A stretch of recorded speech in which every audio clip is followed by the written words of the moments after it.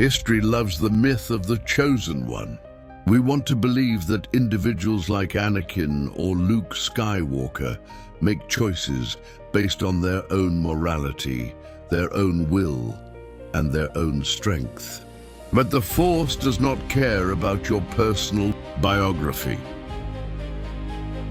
In the grand, cold mechanics of the galaxy, the Force is not a benevolent god. It is a self-correcting immune system. It doesn't choose heroes because they are good. It deploys them because they are necessary. We mistake a biological imperative for a heroic destiny. When the galaxy tips too far into the dark, as we saw with Palpatine's amplification of ruin, the Force simply births a countermeasure. It is a biological response to a systemic infection. The Force doesn't ask for permission. It simply recruits the DNA it needs to strike the balance, regardless of the cost to the individual's soul or happiness.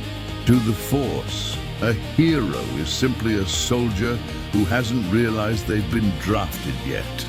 We see Luke's journey as a triumph of spirit, but if we look closer, it is a forced conscription by a cosmic entity that refuses to take no for an answer.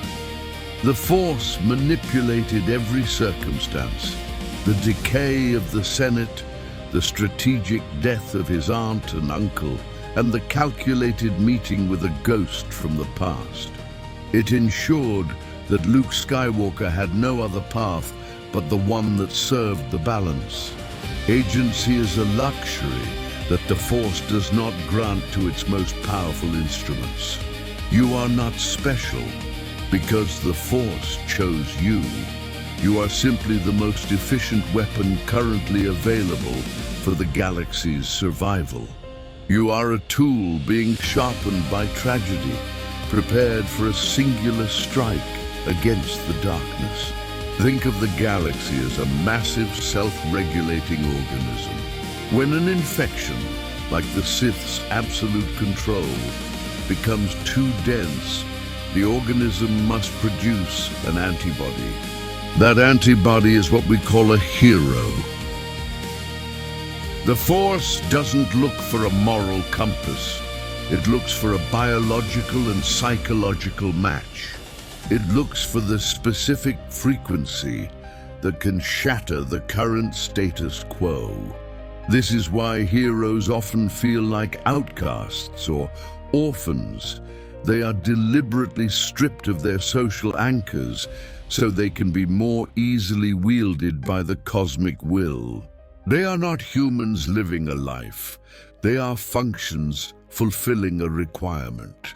The Force builds the hero in the same way an engineer builds a bridge, to withstand a very specific type of stress for a very specific amount of time. Balance is not a peaceful state. It is a violent, ongoing correction. When the Force deploys a hero, it often destroys the person to save the system. Look back at the tragedy of the Blade, Anakin Skywalker.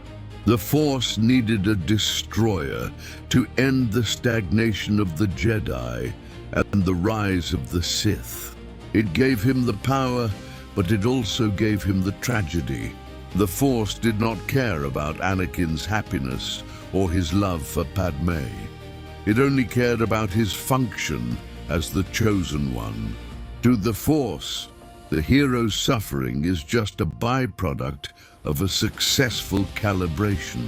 It is the cold math of a universe that values the survival of the collective over the comfort of the individual. Every heroic act is paid for with the currency of human agony. We cheer when the farm boy picks up the lightsaber, but we fail to see the invisible strings attached to his wrists. The Force doesn't inspire, it compels.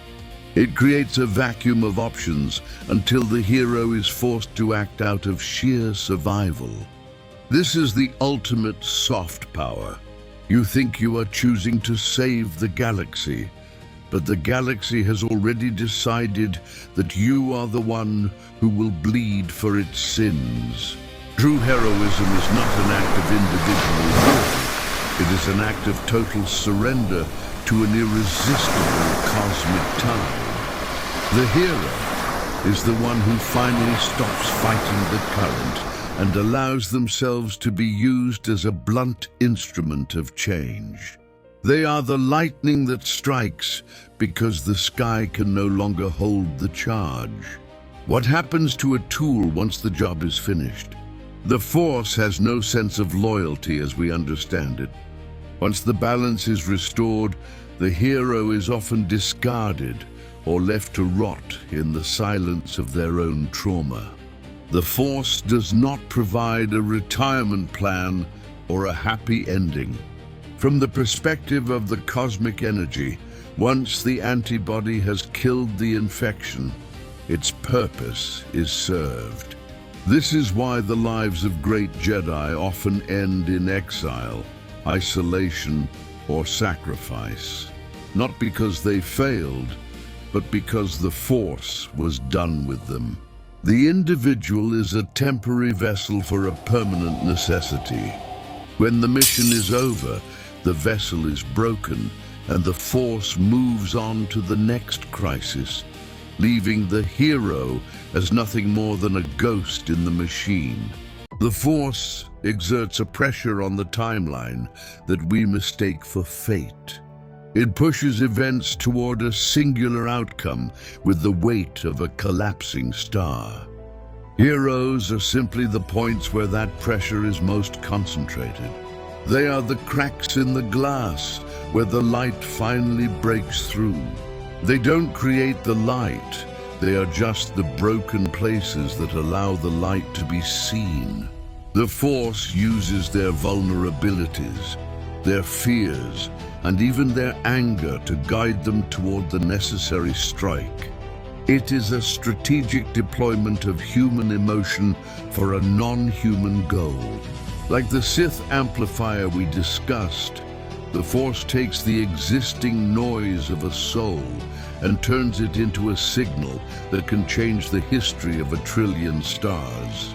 In the end, we must ask, if we are all just tools for a cosmic balance, does good and evil even exist? Or is it all just a series of deployments and retractions in a cold, eternal game of survival? The Force doesn't care about our labels of morality. It only cares that the cycle continues and the scales are reset. Pause 4 seconds. As we prepare to see why Luke Skywalker succeeded where others failed, we must realize that being chosen is not a blessing. It is a sentence. It is the beginning of the end for the individual. And the next hero to be deployed will be just as expendable, just as tragic, and just as necessary as the last. The Force is moving, and it has already chosen its next target.